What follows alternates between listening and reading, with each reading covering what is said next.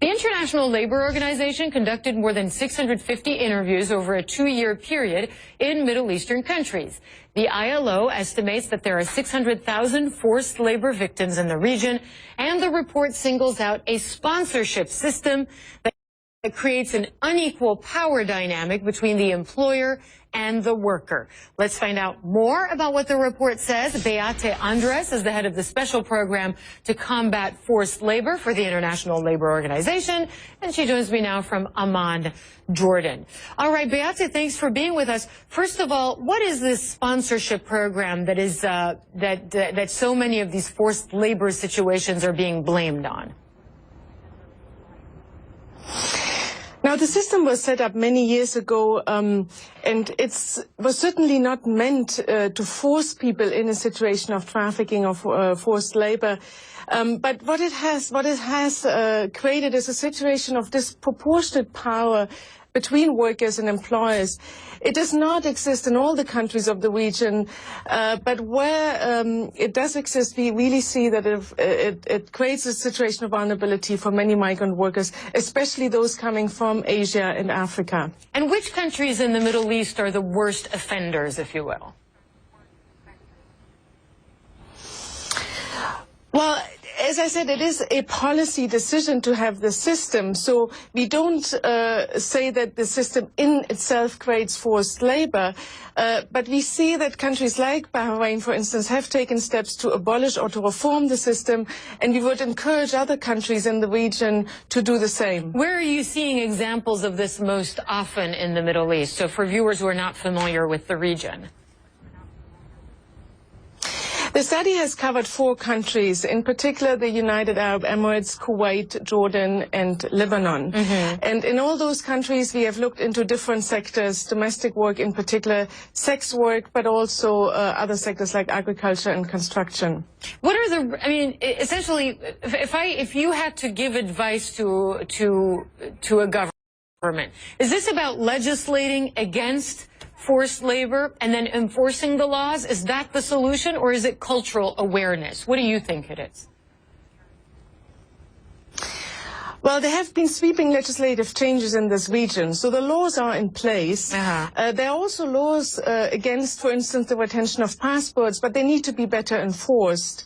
And what we would recommend is to give more power to the ministries of labor to hand out work permits and residence permits instead of giving this power to the employer. Well, I mean, what I've seen and I've observed over my years covering the Middle East is a lot of times workers being sent to some of these countries are basically duped. I mean, they're not told they have to give up their passport. They're not told that they have to work 7 days a week, or that their wages will be withheld, or of course that they'll be abused by their employer. So let's assume that one of these workers who feels trapped is watching this. What advice would you give him or her?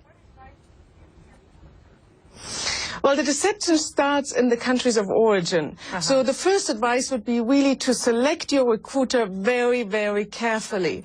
And then the second advice we give, and I think it's really very much related to border awareness raising, is to contact your embassy in the case of problem. There are systems of assistance in place. You can take measures to actually denounce your employers.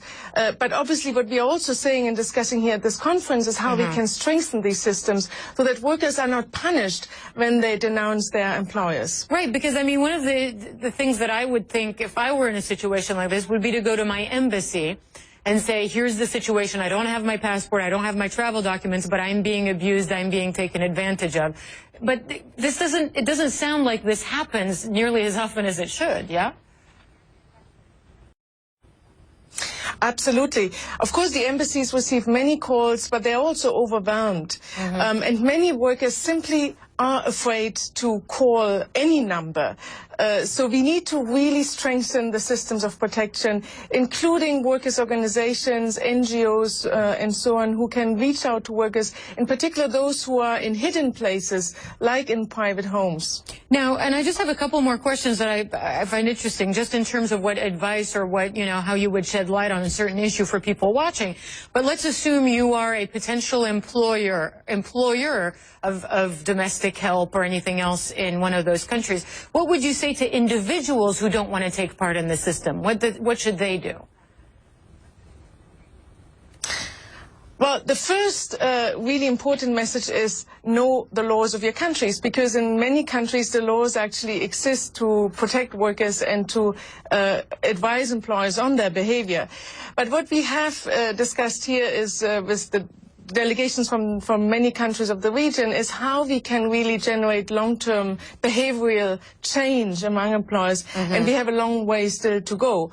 But it's clear that the prohibition, for instance, to retain passports exists, and employers simply don't know about it. And as I said, we have to really work on stronger enforcement of these laws. All right, Beate Andres of the International Labor Organization joining us live from Amman, Jordan, on your organization's report. Thanks very much for being with us on CNN.